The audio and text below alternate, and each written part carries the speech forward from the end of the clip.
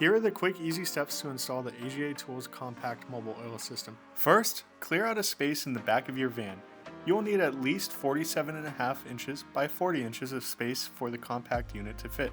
With Ford Transit Connects and Ram ProMaster Cities and some other smaller vans, you will need to remove the hose reel shelf. To do this, remove the 6 bolts on the front and rear of the unit as shown.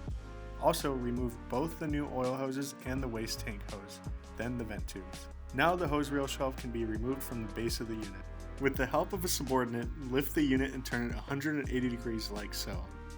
Next, place wood blocks on the forklift forks before lifting to protect the unit from damage. Lift the system and load it into the van. Take care when maneuvering the unit into the van to not damage it.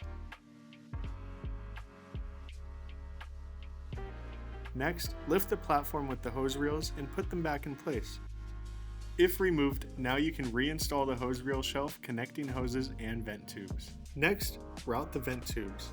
If there isn't a pre-existing hole, drill out one big enough for the vent tubes. Route the vent tubes outside the hole.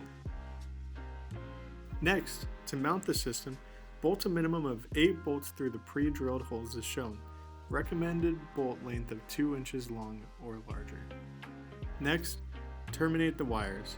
We recommend using 10 gauge wires and adding a 60 amp breaker with the vehicle's 12 volt system. Next, install the oil dispensing handles with Teflon tape as shown. Using a pair of channel locks, make sure the oil dispenser handles are securely tightened. Finally, go out and do some mobile service and enjoy the cleanliness and ease of use of our compact mobile oil system. For questions, head to agatools.com or give us a call today.